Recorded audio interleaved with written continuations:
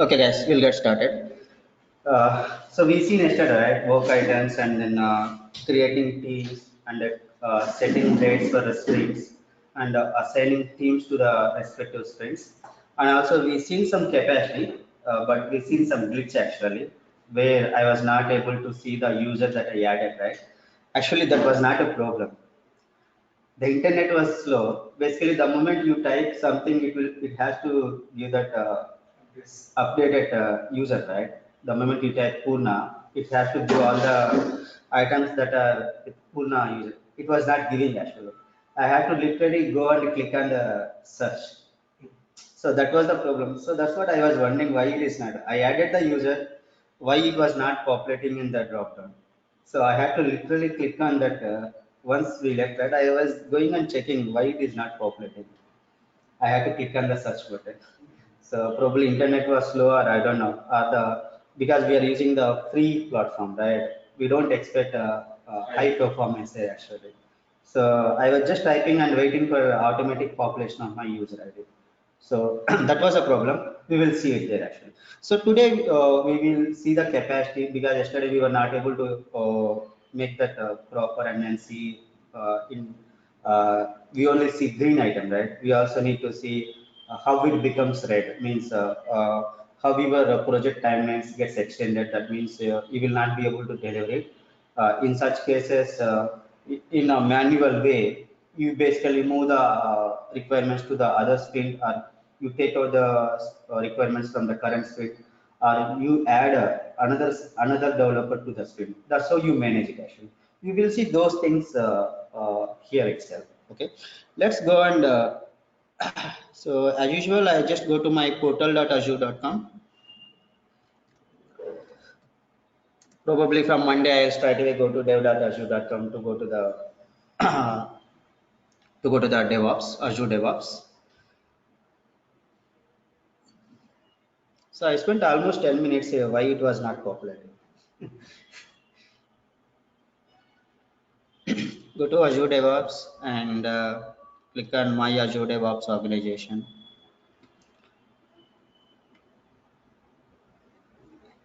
And then I have multiple organizations. I will select my organization, the current organization, what I'm going to work on.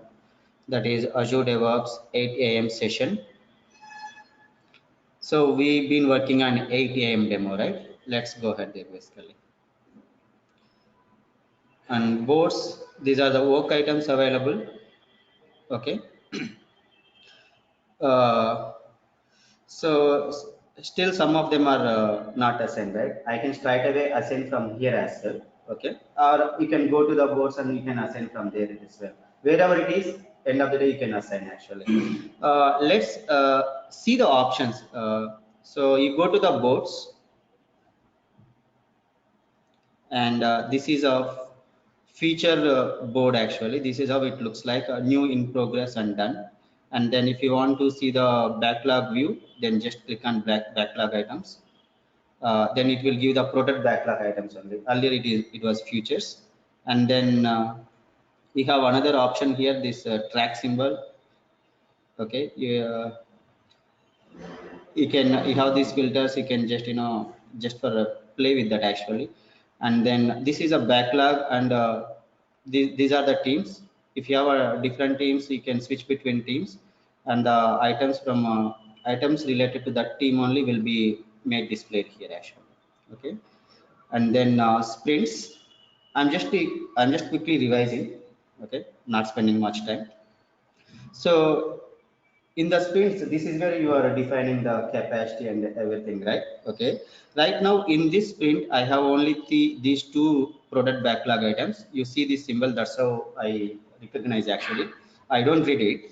You just need to go by the symbol.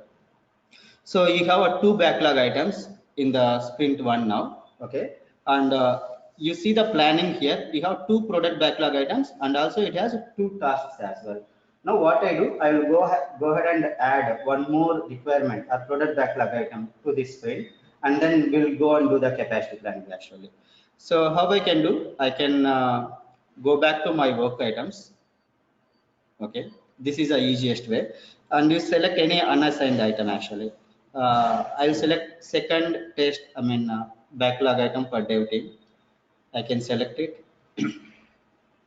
And then first ensure that if you want to move this product backlog item to sprint, you have to select the sprint from the iteration. Okay, you can go ahead and if you want to assign it to sprint 2, you can select sprint 2. Since I'm working for a sprint 1, I just select sprint 1. And then area, if it is related to dev team, keep it dev team, otherwise it's up to you. I'll simply say dev team. And then this is already approved by my product owner, so that now I can go ahead and assign to someone. This is not a hard stop, you can still assign, but you need to follow the process actually. So now click on assign. Now I am content seeing both I added one more user as well basically. When I say PU or NA, right? Actually, I have one more user with the same phone. It is not displaying. Basically, it is displaying it quickly if it is available in the cache actually. So I am just go and click on search. Now you see I can see my third user as well. So there is I have to explicitly click on the search option. Okay.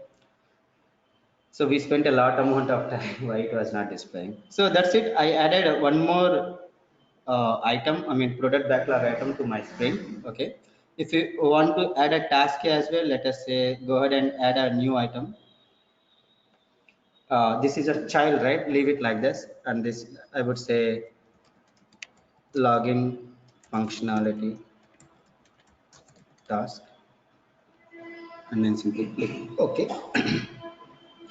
So since I assigned this one to Purna Chandra, and I am directly creating the task from that product backlog item, that's why it is automatically populated. If you are creating a directly task item from the work items, since there is no link, it will not. You have to assign it. So all the things that I configured for product backlog item are already pre-populated, and then you can give some remaining work. Let us say some 8 hours, and then what is the activity type? I would say design, or I would say development.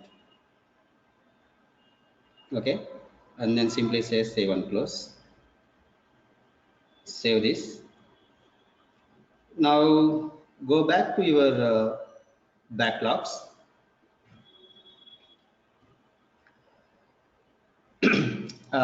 This is in features view. Let's go to backlog view. But you select the backlog items. Now I see the third one.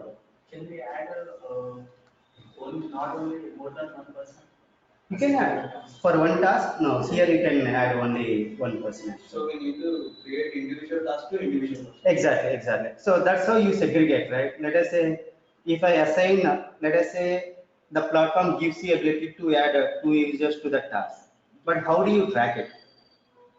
You cannot simply track it, right? You have to go by your gut feeling, or you have to go by your what is a personal relationship, right? How do I say how much percentage is done by you or how much percentage is done by you? You cannot simply calculate. If he won't work, we can change to the some other person.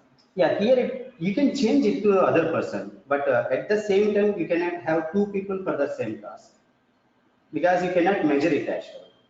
Because working is personal, right? You go and work on it, but how you record it, you come and upload, populate this one. Here you will not have option that I work for 2 hours, you work for 3 hours on the same task. So the tracking will become difficult, not difficult, it will become almost impossible. That's why this is one-to-one actually. If you want to change it, you can, once you're done, right, you let us say it is 8 hours work, you done. And if you want to assign it to some person, you can assign it. That is possible. But at the same time, you cannot have multiple people. Okay, that's not suggestible as well, right? So now I have three product backlog items and three tasks in my sprint. And you see the planned effort is also available here. Right now, this is 32 hours in this sprint because uh, did I give any effort here? Let's give the effort for this backlog item I just added as well.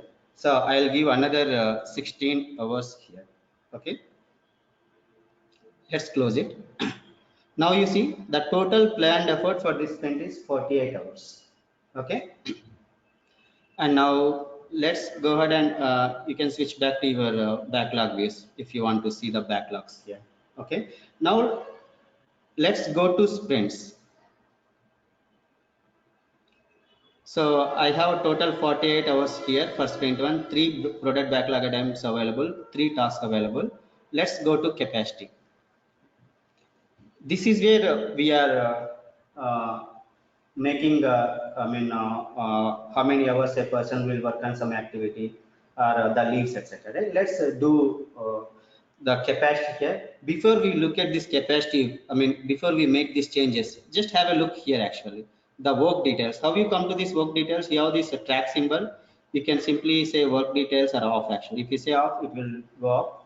And then if you want to display work details, now, if you see everything is blank, the first section is works. Let me collapse all these things. It will be easy. The first section contains work. Just expand it.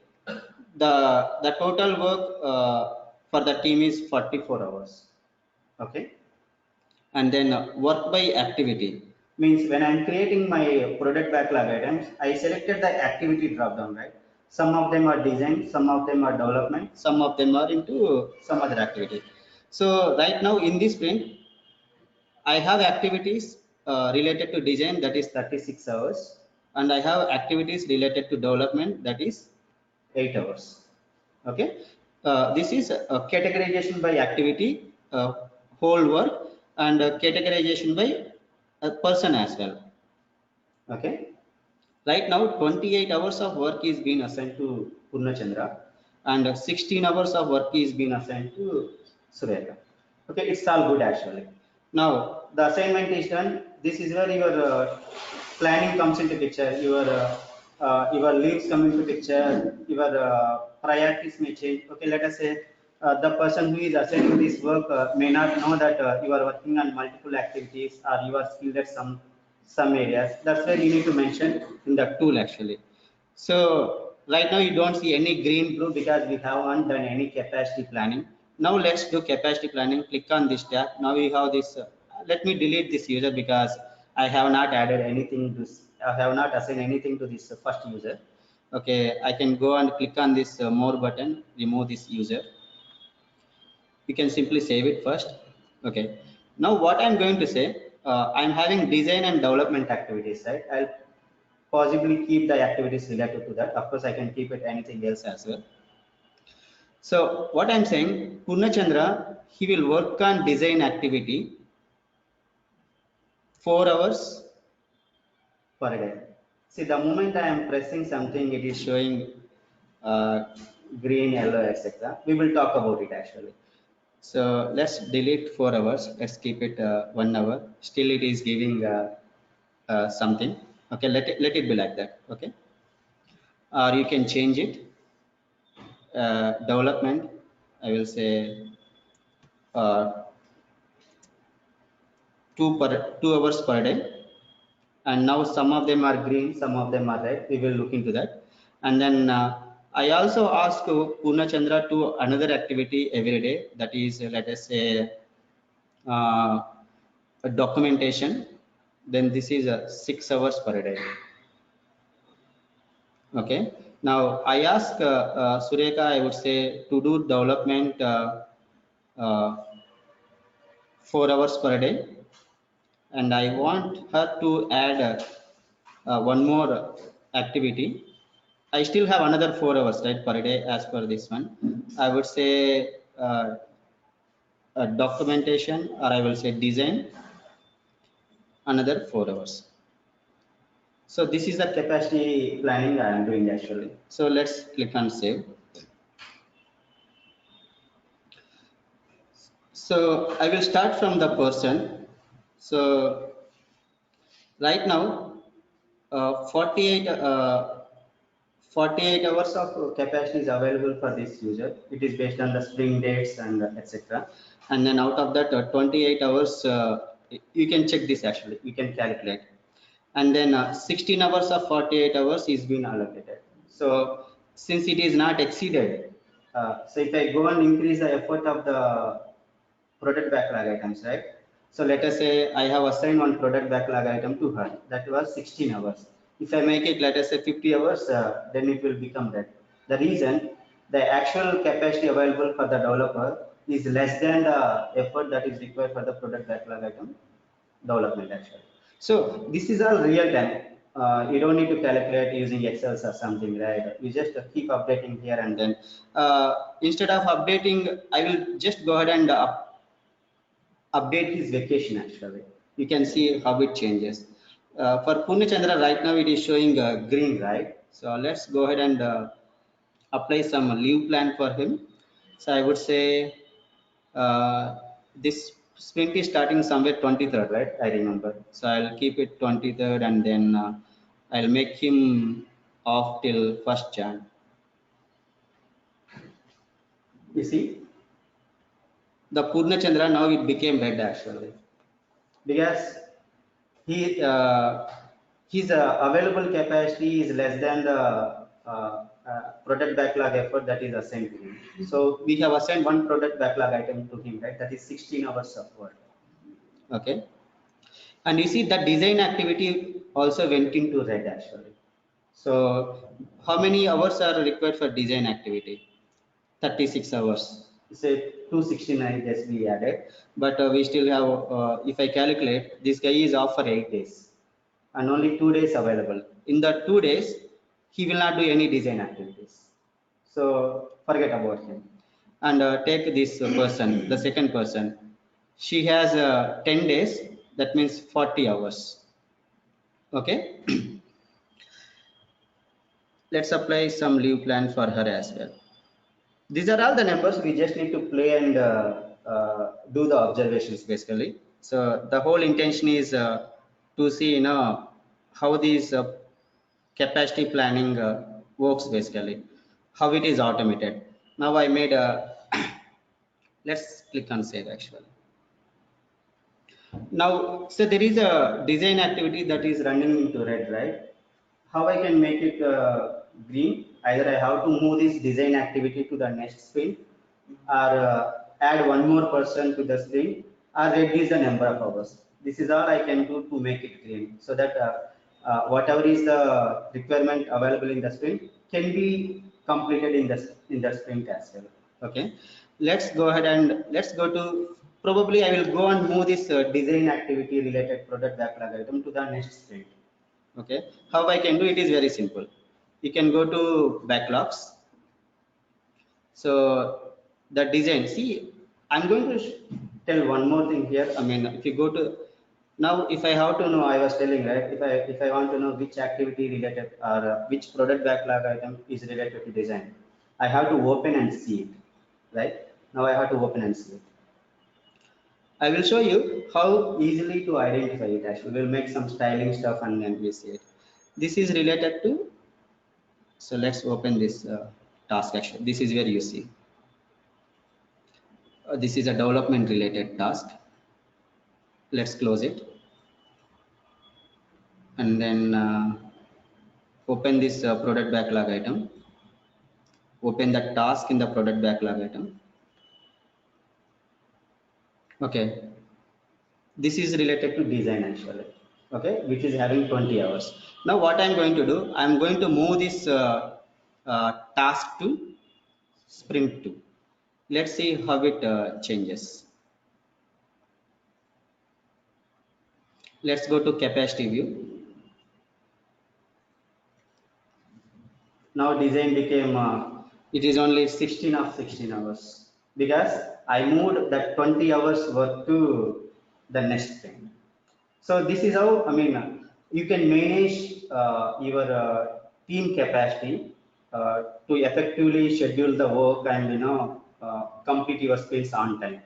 If you don't have this kind of tools in place, right, you have to do it manually. These are all maths, right? You have to go to Excel and do all the formula to find out how many hours are available for the users and how many hours are, how much effort is required for the requirements. This is a hell because it takes a lot of time. People don't do it. That's where you will end up exceeding your deadlines. Okay, it's not even project manager mistake as well. If it is 2 3 people, he can do it. But if it is 10 20 people, obviously that lenience will come, or he will not get time, and this schedule will get into extended position, right? The problem here, right, in reality, you don't have these tools, you have to calculate. But you have this visualization, right? This is what catchy for any management, right? The moment they see red, they will get panic. The moment they see green, they will be happy. So that's why, big companies encourage to use tools for it planning or tracking or any kind of activity. So that's the capacity planning. So you can go ahead and play with this actually. So just because there are a number of permutations and combinations, you can change it. And you can go and add users. We were just talking about to make it green or to make your sprint successful. So now we see in task boards and then backlogs and then capacity. These are all the different menu options available. We were talking about, right, making it color coded. Right now, if you see the task board, right, everything is in a plane, and I really don't know which one is in which related to which state actually, whether it is design state or whether it is in improve development activity. Or right now I see, in this box, right, I see only state of this one. If I want to add one more item, I can customize this view as well. Okay, but I can add only the available options. Okay, how you can customize? Right now, I can see the name of the person and short title, and then the state actually. If I want to add one more item to be seen here, you can simply customize this dashboard. So you have this. Uh,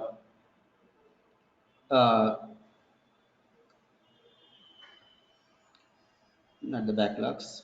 So you click on this configure item. Okay, right now it is showing only the field section, right? Once you click on setting the field section, I'm seeing only title and state. If I want to see one more, you can simply add one more field. You can say I want to see uh, activity as well. Okay, and then simply click on save and close. It is refreshing. You see, now the activity is also being displayed here. So likewise, of course, this is a board, right? You don't want to have a multiple options available there. You just keep it what is most important to you actually. Otherwise it will become very clumsy.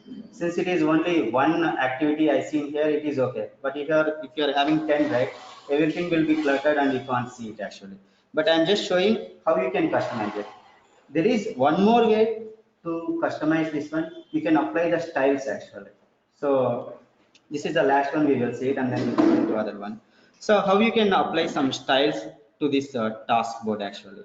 So we went to this settings, right? Configure team settings. Just open it. So you have the styles option here. Okay. What I'm going to do, I'm going to apply one style. I'm just going giving some name as a test style, and I'm going to apply some color code to my the boxes what I see in there actually. For catchy, I will keep this green color. Okay, and what is the criteria to apply that color actually? Okay, I simply go ahead and says by, you can type it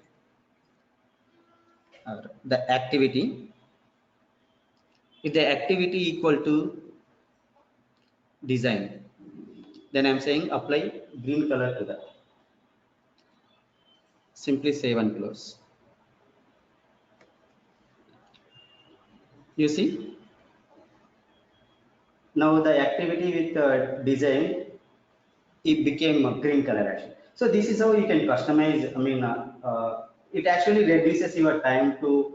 Otherwise, earlier I was opening each and every task and seeing which is related to design or which is related to development, etc. So likewise, you can go ahead and apply your styles actually to customize your task board actually. So we see in capacity, we see in customization and we seen what fields to be displayed in your views, and we also seen how to assign users or move task items between different sprints, and how to set the sprint dates, all that stuff we seen.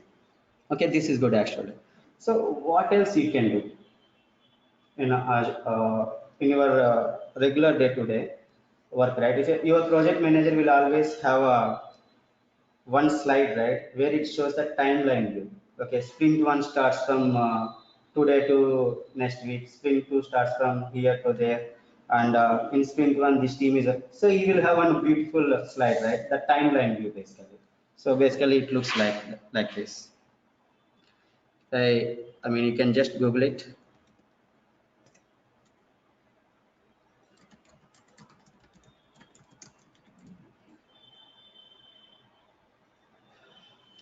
So there will be n number of timeline views, right? There is no one standard template. Everyone uses their own. So something will be like this. I'm just opening whichever is coming first. So you can see these kind of timelines, right? So you see dates or months or weeks here, and then you can see some milestones defined to identify which are the important dates, and also you can see tasks. For some people, they may keep teams or phases. There is no standard, so you will have a number of views actually. You can also create such kind of things on the fly. You don't need to do any coding or something again here. So for that, right? So basically, call it as a timeline view. Okay. Uh, so where we are basically we are in Azure boards, right? So right now I see only options. Okay. Let me go like this. I see the options: work items, boards, backlogs, spins, queries. So the one we are talking about is a delivery plan actually. Okay, so we need to have extensions for that. So since it is not available built in using Azure DevOps, you can go ahead and use some extensions, or you can say plugins available on Azure DevOps Marketplace. Okay, so for simplicity, I always go like this. Just click on, I mean, the view, right?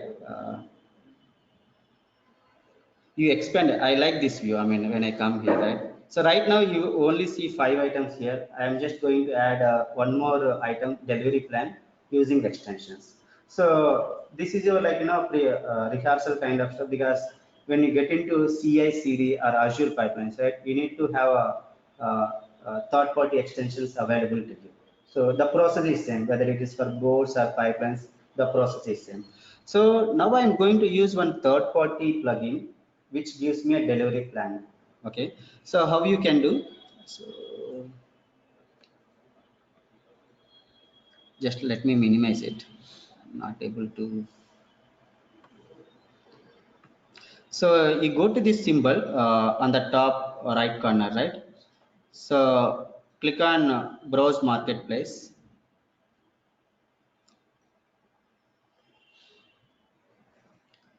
So you can search for it actually. So I'm looking for a delivery related stuff. You can simply say delivery and then search for it.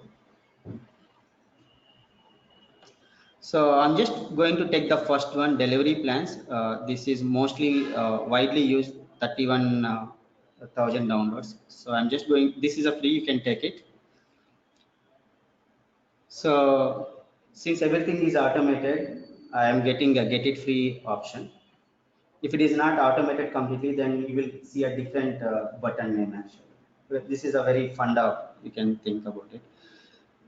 Now, since I am having multiple organizations, it is asking me to which organization you want to deploy this one to. Basically, it is free, I can deploy to anything. But if it is a cost, I'll get it to the one who is paying for me, or who is, I mean, bearing that cost actually.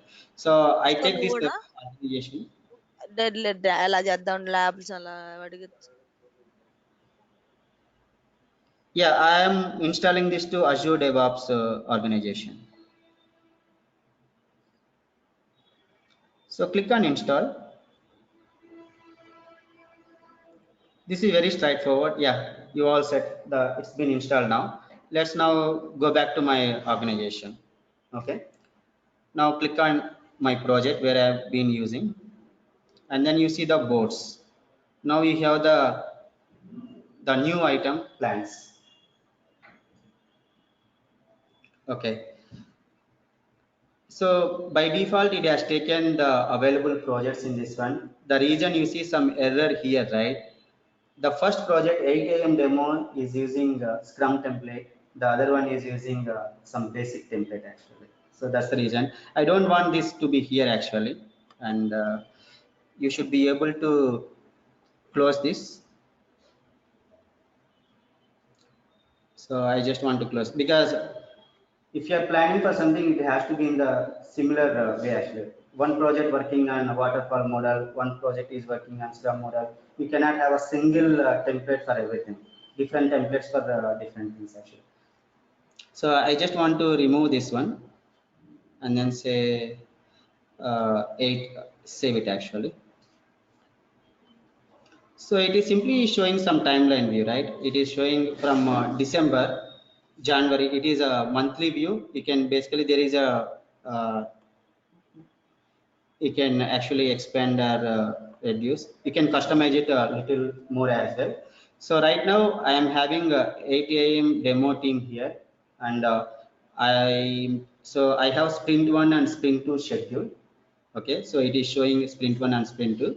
If you are having other sprints, it will show respectively, and then you can customize here as well. You have this plus symbol. If you want to show some important tasks or something as well, you can display it here, probably at high level.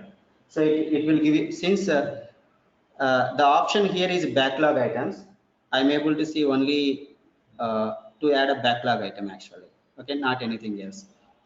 So this is an extension. I can customize what is available here. So I will simply say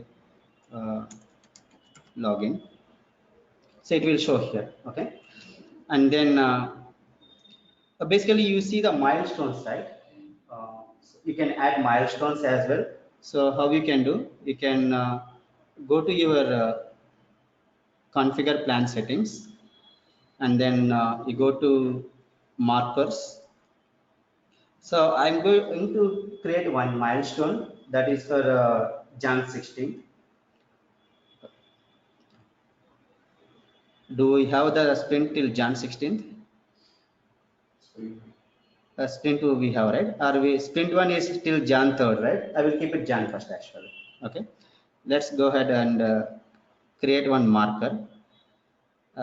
This is for Jan 1st. Okay, first delivery milestone. You can give some label, and I want to keep it in some color, like some color you can choose and then save. See, you see the milestone available here actually completed. So that's how you can display milestones on this one. Okay, and right now I have only one team here available. Okay, I can add the teams as well. Go ahead again, plan settings, click on teams, and then I have the other teams as well, right? Oh, this is a project teams actually. Sorry, if I have a multiple projects, then this is the default team that I get it actually. I will not be able to web dev or something. Okay, but I guess you can create some more customization. Okay, so there is one more stuff. You can choose what to be displayed in this pane actually. Uh, you want to display only design related activities or business related activities. You see, these activities we choose when we are creating the work items, like features or something, right? Those things can also be configured. You can play with this. This is uh, ready to use kind of stuff. You install your plugin from your free account and you can play with this, but this is not sophisticated, but still it gives you level of milestone view actually. So probably more and more plugins may come into marketplace in future, but this is one of the best one that is available as of now. Okay, so with that I would say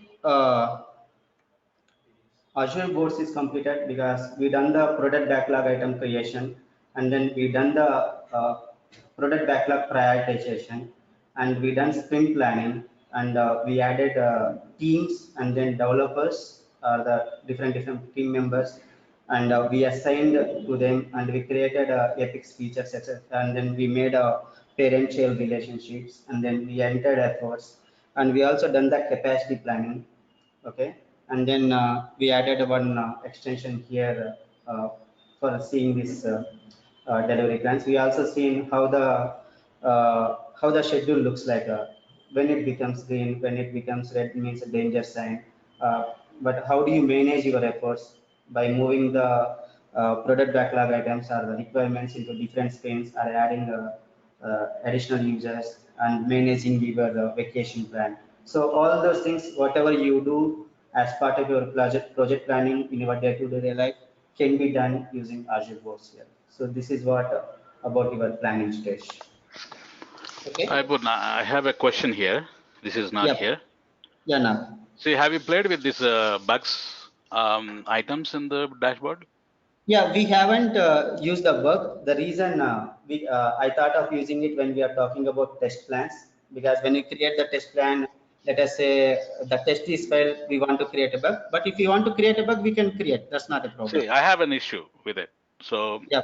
when I open a bug, I can see in the those tiles, okay, board tiles. But if when I close it, I'm unable to see it. I was playing last night, and I see that the issue with it. So can you please check it? What hell is going on? Because it's not showing up in the boards. So the styles you meant to say? Okay, you want me Yeah, to yeah. go? It's nothing but like you can view your task as a board, right? Board items or Yeah, yeah. tiles. So this is the one you are saying, board. Yeah, yeah. If I Okay. open a new item as a bug, I can see it. And when I have a done thing or closed one, if you have, then it is not showing up in that one. Oh, I got it. What you are saying. Okay, this is the one you are saying. Okay, now what you want me to do? Yeah, you just open the bug. Now it is showing up. You just say, yeah, you can close it Okay. or done it. Yeah, I haven't Like made some anything. comments. Yeah, you just say close. It's not approved. It is done or closed. That should Yeah, be closed, right? I have a close yeah, ticket. it Yeah, has now been. it is. Now you can close this. Like somebody worked and close it, right?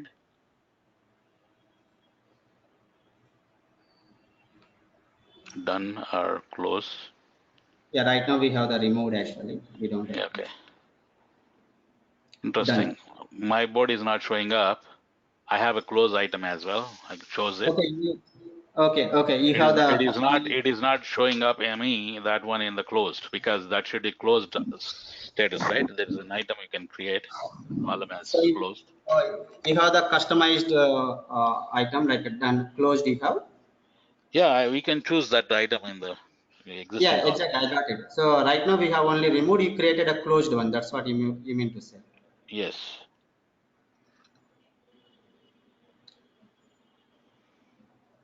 Okay, until I see your screen, I will, because I cannot replicate it here, right? Probably if you can share your screenshot, okay. That is Uh, another machine of the where I logged in right now, but I or can you show can it email, later. or you can email me, okay. Okay. Because without replicating, I can't explain it actually. Because Okay. that's weird actually, because I have a closed column, and when I say close, or if I moved it over, if it is Mhm. not a new item and then the status changed to close, it is not showing up in the board. So I thought, Probably it is like this. Let us say I created this bug, right? I'm just guessing without looking into your detail. So right now, the things what I have is you have approved. only, you don't have a close here, but anyways, Yeah, because you added that customized yeah, stuff, right? yeah. Okay. Now I made it closed actually. Okay. Now what happened? I have on the board, I have a new approved committed, only 4 boxes I have. Okay. The removed one is not available in my board columns basically. Okay. Let me go ahead and see if I can have this another column, board column. So,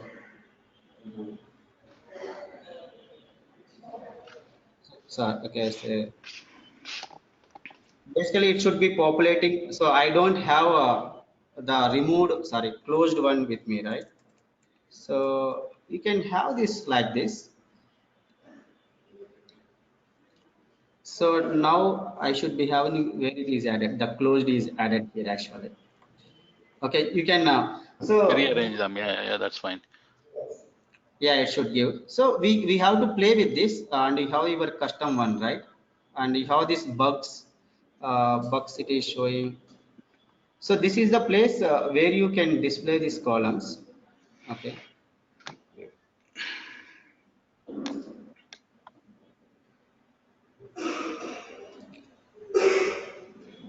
That removed, this is basically backlog items that is showing actually not related to the bugs. Okay.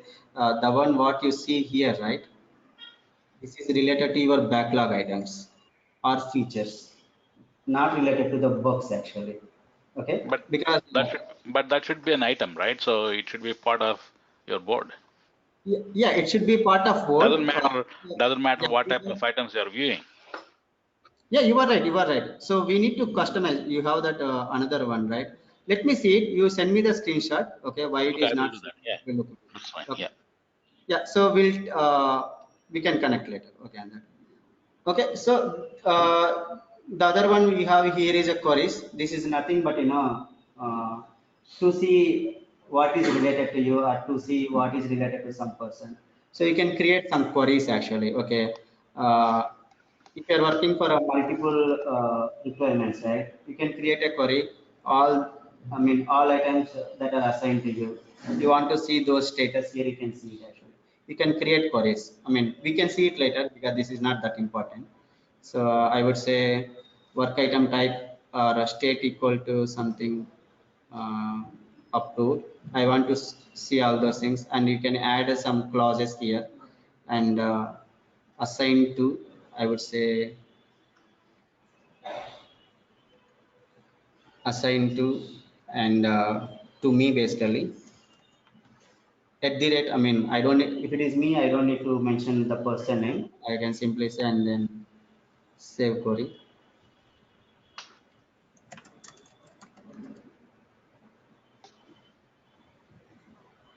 See, this is a query, and this is nothing but your select query what you use in our databases. Okay, to just see what is been assigned. You can define any query here, and you can see the results here. Basically, the leads are someone, right? They use these things to see what is this being assigned to someone, what is being assigned to him, what is happening. He can create queries, and he can see the results here, rather than navigating through each and every item. Okay, so these are the different options available in your project planning. So product backlogs, prioritization, sprint planning, capacity planning, delivery plans, and then your queries. That's about the Azure boards, guys, related to your first phase in the software development life cycle phase. The next one is coding basically. So the next one is coding. That means so your developers write code to implement these requirements. We call them as a product backlog items or tasks, right? So they develop the code. Now the code maintenance will come into picture. They write the code. Now you need to maintain the code, and after that you will get into the build and deployment activities, right? So let's go to repos.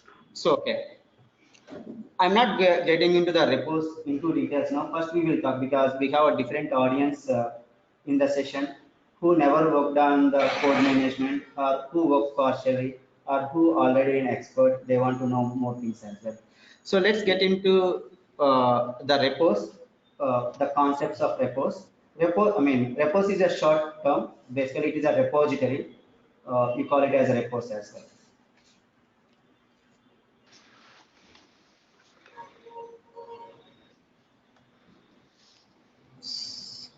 Azure repos.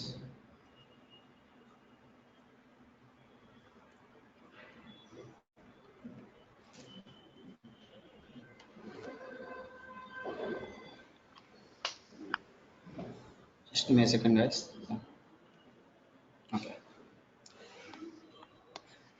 So, Azure repos. So you have the repos everywhere. Repos is nothing but repositories. Okay, code repositories. Okay. Right now we've been playing with Azure bots, right? You can say that as a requirements repository or the product backlog. It's a different terminology. Going back to the circle, it's just a container basically where you keep your stuff. So here you call it as a Azure repos. Okay. This is basically for your source control management. Okay, the other term people may use is version control management, source control management, repos, whatever you call it. This is your code management actually, how you manage your code. Okay, so some of the, so we'll see basically source control management or version control system. So Git, I mean, your Azure reports are different types of version control management systems. But before getting to Azure reports, you need to understand what are the different types of version control management systems available in the market. Okay, I would say broadly we have two types of version control management systems. Okay, uh, I would say I will give. We have programming languages. We have a scripting, right? Under programming languages category, we have a .NET, Java, etc. Under scripting languages, we have a Java, Python, JavaScript, jQuery, etc. We have thousands. These are the different categories for the same purpose, for developing web applications or whatever it is, right? In the same way, for source control management, we have a different types of source control management systems. One is a centralized version control system. You call it as a centralized source control management system. Guys, I might be using words interchangeably, but both are same. Okay, centralized version control system, and then you have a distributed version control system. Okay, from the last 5-6 years, right, distributed version control system became a de facto standard for all the organizations. We will see why it is actually. So what is a centralized version control system? So how it works actually? There is a little difference how it works. We will see. So basically, you have a developer doing the coding, right, using Visual Studio or whatever is IDE they are using. You have the developer, and what he does, as soon as he completes his code or his development, he simply need to keep that code somewhere else. Okay, it will be basically on the servers, right?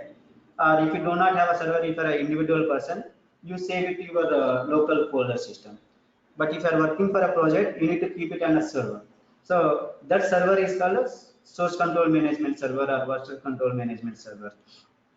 In a centralized version control system, what happens, as soon as the developer done his work, he will commit the code. Commit is nothing but saving his work actually on a server. This is very simple.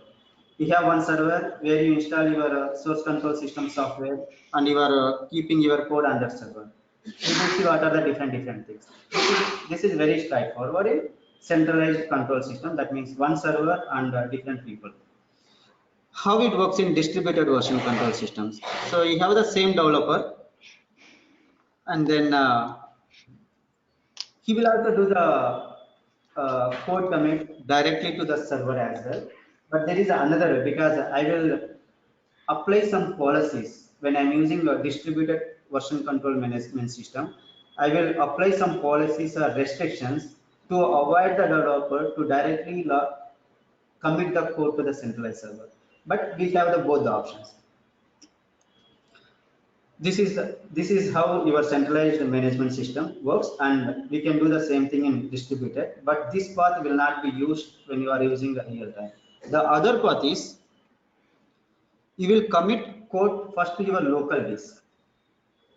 You might be confused, but I will make it clear once we are moving. First, you remember that when you are using distributed control system, when you are saving the code or committing the code, that means you are committing to your local disk first, means your local folder, and then you will push that code to the server. So this is a two stages. One, first you commit. These are all the different terminologies I will explain. You will save, is a saving is normal terminology, committing or pushing etc is a version control management terminology. So first you will commit the code to your local disk, and then you can commit the code to the remote repository. You call it as remote means the server based. So this is a two-stage activity in your distributed version control system. So for the time being, you just remember those things. We will check later. So these are the different IDEs that you use. So if I am a .NET guy, I like Visual Studio, and if you are a scripting person like Java, JavaScript, Python, or Angular, etc., they use different tools. But Visual Studio Code is being released last year, and it became very easy for everybody actually. So now everybody is using Visual Studio Code, and for Java people, this Eclipse, and for Python people, there will be some IDs, PyCharm, but everybody is moving to Visual Studio Code, all these scripting. So these are the different IDEs you use to develop your code and to work with your source control management systems or version control management systems. So you need to know these two differences, centralized and distributed. So Azure repos. Now those are the basic fundas concepts, and now Azure repos supports both. It supports centralized and as well as a distributed. Centralized means you use a feature called a Team Foundation Version Control System (TFVC), and if you want to use a distributed version control system, you can use Git. I mean external Git, or you can use a Bitbucket. You can use there are many other actually. Sorry, I don't remember. I will show it later. Okay, and Git is also available as part of Azure Cloud as well. That we call it as a Azure repos. Okay. Basically, we will be going and using the Git as part that is available part of our Azure DevOps. Okay. So this is TFVC. So since TFVC is a centralized version control system, we just talked about its properties. Uh, so in TFVC, what happens? Let us say I have one file on my IDE or on my local disk. I cannot have versioning of my file on my local laptop. The versioning is available only on the server when you are using distributed. Let us say I have version 1, 2, 3. If I want to fetch version 2 or version 3, I have to go back to the server and fetch it back actually. So that's how you are, because you are working in a centralized mode. You keep only the latest. The older copies will be available on the server. Okay, versioning basically, history. And then Git. So you will have two-way commit, right? One first you commit to your local, and then you commit to the remote action. That means you also will have a versioning on your local PCs, be it a desktop or be it a laptop, whatever it is. So we seen this diagrammatic way there. So okay, so Monday we will look into the various commands that use as part of distributed version control system. And distributed version control system, we have n number of tools. I mean repositories available like Git, Bitbucket, etc. We are going to use Git actually. Okay, whatever is the stack, the commands are same. There is no difference. Okay, so we will be looking into the various commands like check in, check out, commit. Okay, these are all the different things. All these things, what we do, instead of explaining in theory and then going back to the lab side, from now onwards, it will always be uh, first 10 minutes of introduction to what we are going to do, and go ahead and explain it while we are using the IDEs or the tools actually. So that way you can remember.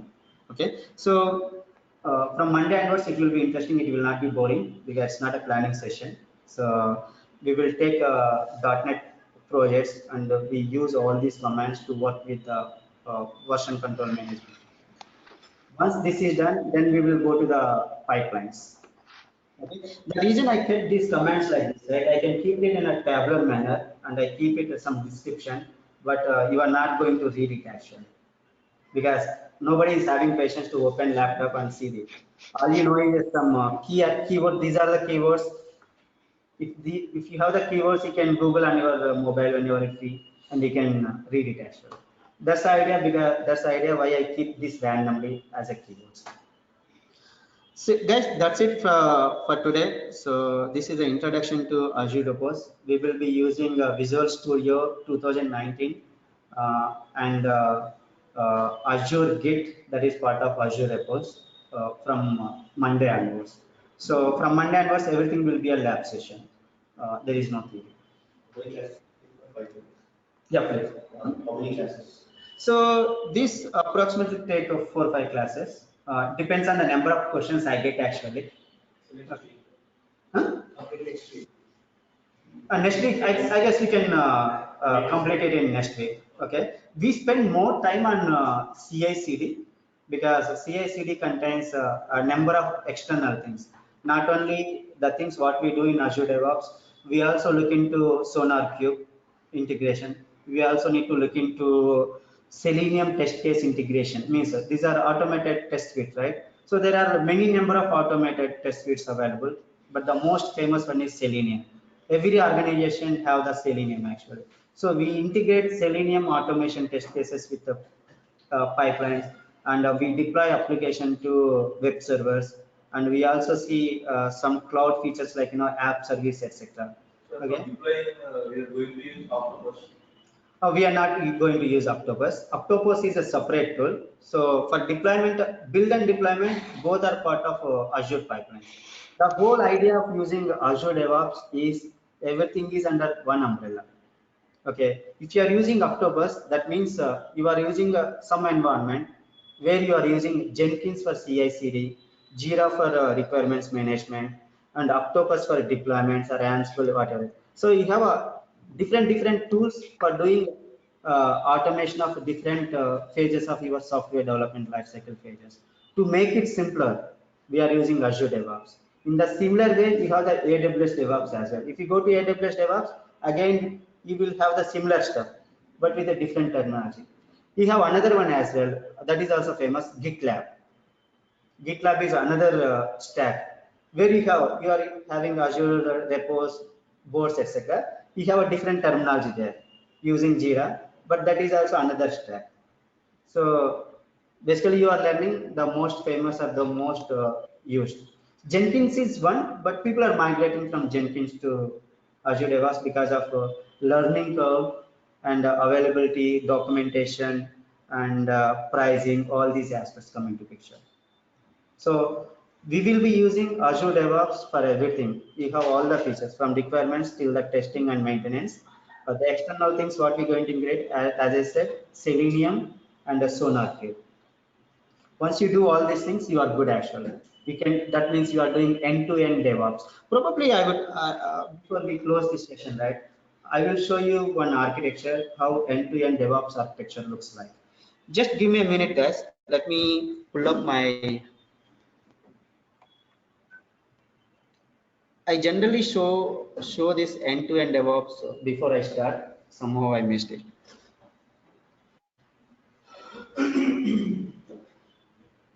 So don't worry about color code schemes.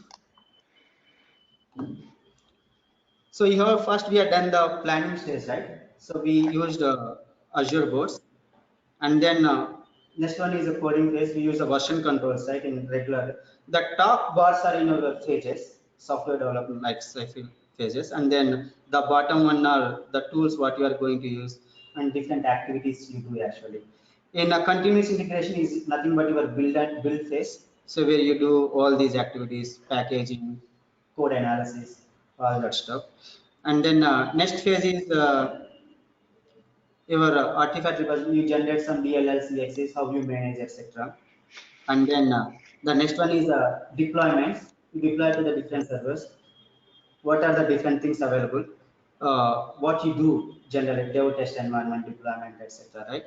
And then you have the test cases, regression test cases, or functional test cases being executed as part of your automation. And then finally, your monitoring activities, your log management activities, which basically being taken care by infrastructure teams. So this is end-to-end DevOps actually. If you are missing any of these sections, right, that means you are not doing end-to-end DevOps. So probably most of the people, when they say DevOps, right, they only talk about CI/CD. So that means you are not getting the best out of DevOps. When you do automation across all these areas, you are end-to-end DevOps. That means you probably heard of the word called one-click deployments, zero downtime.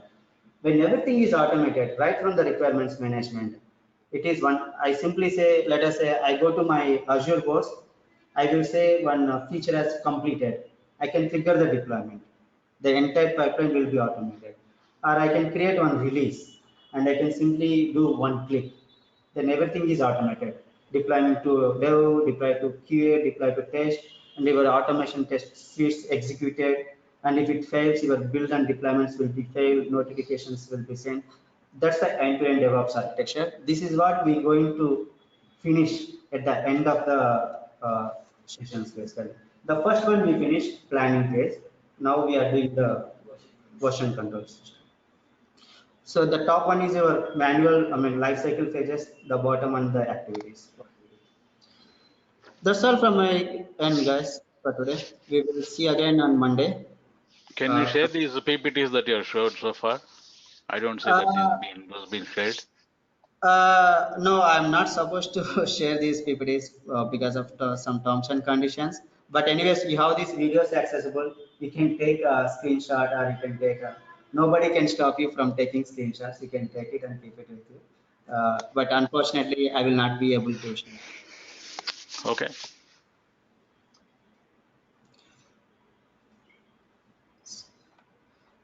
So thank you guys. Have a good weekend. We'll talk again on Monday.